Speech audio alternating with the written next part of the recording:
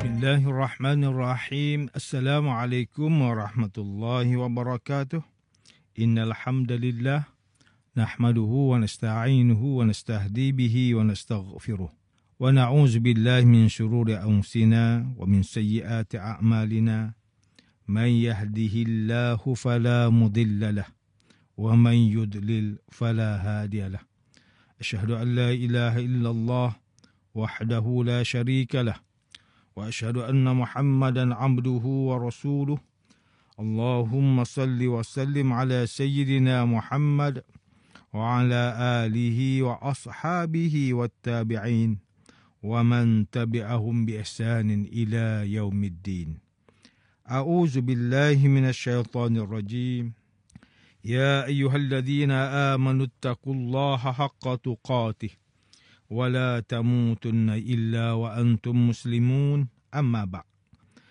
Yang berusaha Tuan Haji Ahmad Nazri Muhammad Yusof selaku penerbit rancangan tafsir Al-Quran dan seterusnya sidang pendengar yang dirahmati Allah Subhanahu wa taala, bersama saya Profesor Dr. Muhammad Najib bin Abdul Kadir, Pusat Kajian Al-Quran dan As-Sunnah, Fakulti Pengajian Islam, Universiti Kebangsaan Malaysia. Tuan-tuan, puan-puan, para pendengar yang dimuliakan, pada hari ini kita akan menyambung kembali rancangan tafsir Al-Quran bagi siri ke-131. InsyaAllah pada kali ini kita akan membincangkan mengenai pentafsiran ayat ke-86 dan 87 surah At-Taubah. A'udzu billahi minasyaitonir rajim.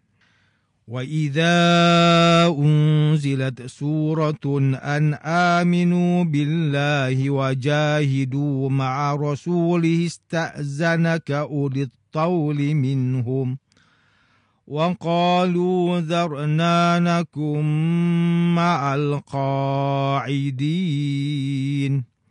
رضوا بأن يكونوا مع الخوالف وطبع على قلوبهم فهم لا يفقهون.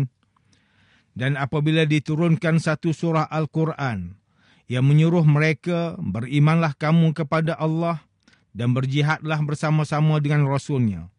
Nescaya orang yang kaya di antara mereka meminta izin kepadamu dengan berkata, biarkanlah kami tinggal bersama-sama orang yang tinggal, iaitu tidak turut berperang. Mereka suka tinggal bersama orang yang ditinggalkan kerana uzur, dan dengan sebab itu hati mereka dimeteraikan atasnya sehingga mereka tidak dapat memahami sesuatu. Muslimin dan muslimat yang dirahmati Allah, Profesor Dr. Muhammad Quraisy Shihab melalui kitabnya Tafsir Al-Misbah menyatakan bahawa kalimah At-Tawli pada ayat yang ke-86 surah At-Taubah kebiasaannya difahami sebagai berkemampuan dari aspek harta benda. Namun At-Tawli juga boleh diterjemahkan sebagai berkemampuan secara umum, seperti kemampuan tubuh badan. Kemudian Ibn Abbas radhiyallahu anhuma menyatakan perkataan ini bererti sebagai hartawan dan mereka yang cukup dan lengkap keperluan. Ada juga yang berpandangan bahawa kalimah ini memaksudkan kepada tokoh-tokoh kaum musyrikin sebagai isyarat kepada betapa buruknya kelakuan mereka yang tidak mahu berjihad sedangkan mereka mampu. Manakala kalimah Al-Khawalif pada ayat ke-87 surah At-Taubah ini merupakan kata jamak dari kalimah Al-Khalifah yang bermaksud wanita yang ditinggalkan di rumah. Manakala kalimah yafqahun pada ayat ke-87 surah At-Taubah yang bermaksud mengetahui. Biasanya digunakan untuk maksud pengetahuan yang mendalam berkaitan perkara-perkara yang tersembunyi. Maka menerusi ayat ini, golongan munafik jelas tidak mengetahui perkara yang mendalam. Mereka hanyalah mengetahui berkenaan sesuatu hal secara zahir, tanpa memahami dan menghayati isi yang mendalam. Sidang pendengar yang dimuliakan, Ustaz Salahuddin Abdullah dan Ustaz Umar Khalid melalui kitab mereka Tafsir Mubin mentafsirkan ayat ke-86 dan 87 surah At-Taubah ini dengan menyatakan Ayat ini merupakan satu sambungan pendedahan terhadap sikap golongan munafik di Madinah terhadap perintah berperang yang diturunkan kepada baginda sallallahu alaihi wasallam. Golongan ini apabila turun sahaja ayat Al-Quran yang memerintahkan muslimin yang berkemampuan untuk keluar berjihad, mereka orang munafik yang kaya raya datang kepada Rasulullah SAW memohon keizinan untuk tidak keluar berperang kerana mereka lebih rela tinggal dan duduk bersama kaum wanita, kanak-kanak dan orang tua yang uzur yang tidak mampu untuk berjuang. Mereka tidak memahami kelebihan berjuang fi sabilillah kerana kecintaan mereka terhadap dunia dan harta. Sedangkan Rasulullah sallallahu alaihi wasallam dan para pengikutnya berjuang dengan jiwa dan raga kerana keimanan mereka. Manakala Profesor Dr. Tengku Muhammad Hasbi As-Siddiqi menerusi kitabnya Tafsir An-Nur, mentafsirkan ayat ke-86 dan 87 surah At-Taubah ini dengan menyatakan bahawa antara kebiasaan golongan munafik setiap kali turunnya ayat Al-Quran yang menyeru manusia untuk beriman kepada Allah dan berjihad bersama Rasulullah sallallahu alaihi wasallam, mereka pasti akan meminta izin untuk dikecualikan diri mereka untuk tidak turut serta berjihad bersama baginda sallallahu alaihi wasallam dan orang mukmin yang lain. Mereka mencipta pelbagai alasan dengan tujuan diizinkan untuk tinggal di rumah mereka seperti kaum wanita, golongan yang uzur dan kanak-kanak. Profesor Dr. Tengku Muhammad Hasbi As-Siddiqi menyatakan lagi, orang munafik lebih rela dianggap sebagai orang yang pengecut selagi mana mereka dapat tinggal di rumah mereka bersama wanita, kanak-kanak dan orang yang uzur. Hasil perbuatan orang munafik yang mengelak terhadap suruhan Allah Subhanahu wa taala telah menyebabkan hati mereka ditutup sehingga mereka tidak dapat menerima ilmu, pengajaran dan kebenaran. Firman Allah Subhanahu wa taala ini memberikan pengertian bahawa wajib bagi kita untuk menunaikan suruhan Allah Subhanahu wa taala dengan kemampuan terbaik yang kita dapat lakukan dan menjauhi sifat orang munafik yang suka memberi alasan untuk tidak melakukan sesuatu perintah. Manakala Profesor Dr. Haji Abdul Malik bin Abdul Karim Amrullah atau lebih dikenali sebagai Hamka melalui kitabnya Tafsir Al-Azhar ketika mentafsirkan ayat ke-86 dan 87 surah At-Taubah ini menjelaskan keadaan jiwa orang munafik apabila berhadapan dengan suruhan jihad melalui wahyu Al-Quran oleh Allah Subhanahu wa taala. Sebagai orang yang beriman, keimanan kita tidak diukur melalui petah berkata-kata dan pengakuan beriman saja. Bahkan kita juga disuruh untuk membuktikan keimanan kita melalui perbuatan dan perlakuan. Golongan munafik, apabila tiba sahaja suruhan berjihad, mereka terus memberikan pelbagai alasan untuk tidak mengorbankan jiwa dan raga mereka di jalan fisabilillah, walaupun perjuangan tersebut dipimpin oleh baginda Rasulullah sallallahu alaihi wasallam sendiri. Hamka menyatakan bahawa orang munafik, sekiranya mereka masih ada perasaan sebagai seorang lelaki, pasti mereka akan malu untuk tinggal bersama wanita, kanak-kanak dan orang yang uzur serta tidak turut berjuang fi sabilillah. Tuan-tuan dan puan-puan yang dirahmati Allah, demikianlah tafsir bagi ayat ke-86 dan 87 surah At-Taubah. Menurut pentafsiran oleh para ulama, ayat ke-86 dan 87 surah At-Taubah ini menjelaskan sifat orang munafik yang sering memberi alasan untuk tidak berjuang fi sabilillah. Menerusi ayat ini, kita hendaklah mengambil iktibar dengan mengelakkan daripada melakukan perbuatan dan kelakuan golongan munafik yang diceritakan pada ayat ini. Muslimin dan muslimat yang dimuliakan. Ayat 86 dan 87 surah At-Taubah ini memberikan peringatan kepada kita bahawa iman itu hendaklah dibuktikan melalui pengakuan dan perbuatan. Dapat kita fahami bahawa keimanan yang sempurna adalah melalui keyakinan di hati, pengakuan lisan dan perbuatan anggota badan yang selari dengan syariat.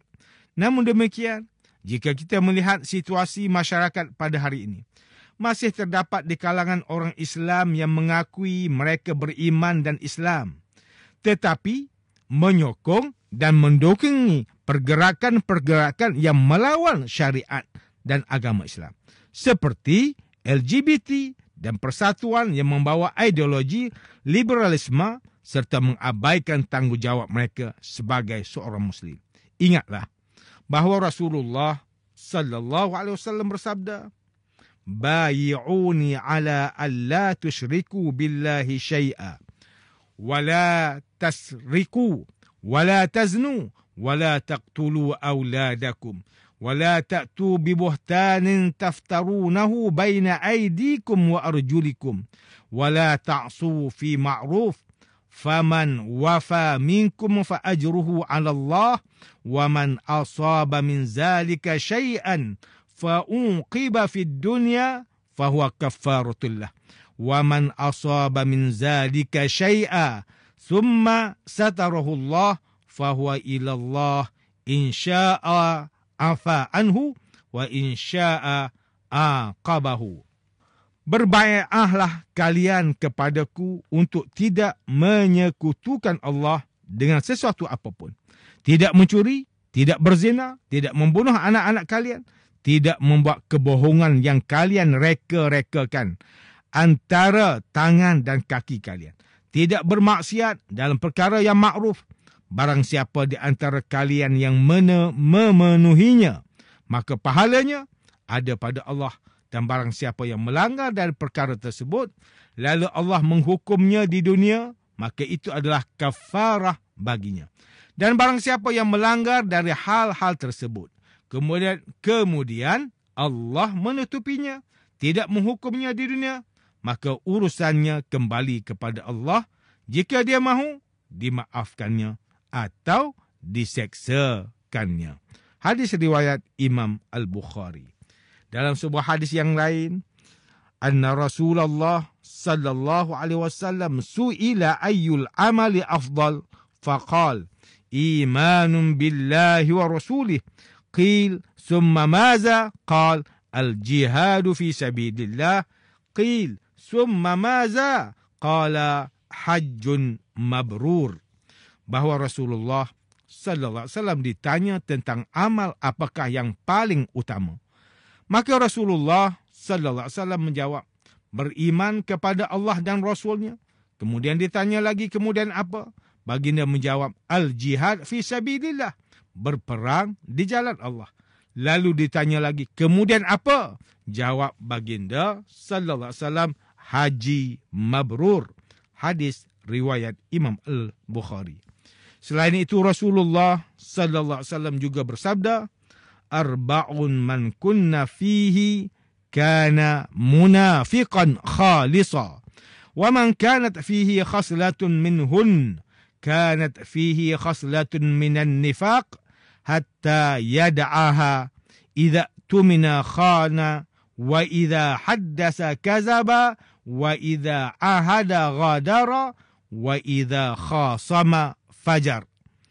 4 perkara sesiapa yang ada pada dirinya semua, dia menjadi munafik sepenuhnya. Dan sesiapa yang ada salah satu daripadanya, nescaya dirinya mempunyai salah satu daripada sifat munafik, sehinggalah dia meninggalkannya. Apabila diberikan amanah, berlaku khianat.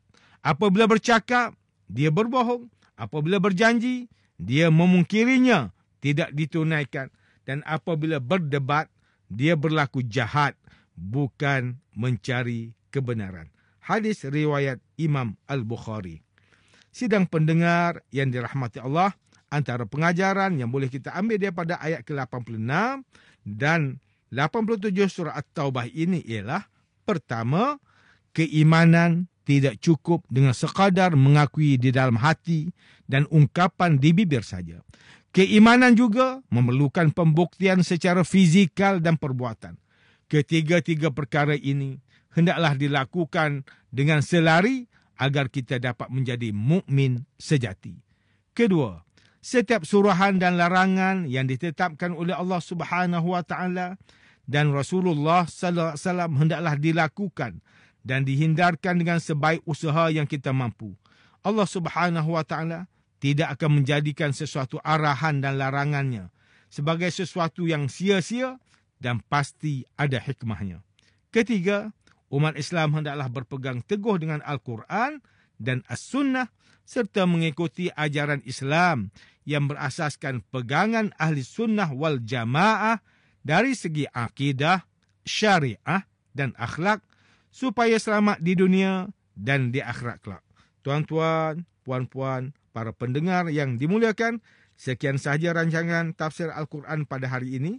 Semoga kita semua mendapat manfaat daripada perbincangan ilmu ini. Insya-Allah, mudah-mudahan kita akan bertemu lagi pada siri rancangan tafsir Al-Quran yang akan datang. Wabillahi taufiq wal hidayah. Wassalamualaikum warahmatullahi wabarakatuh.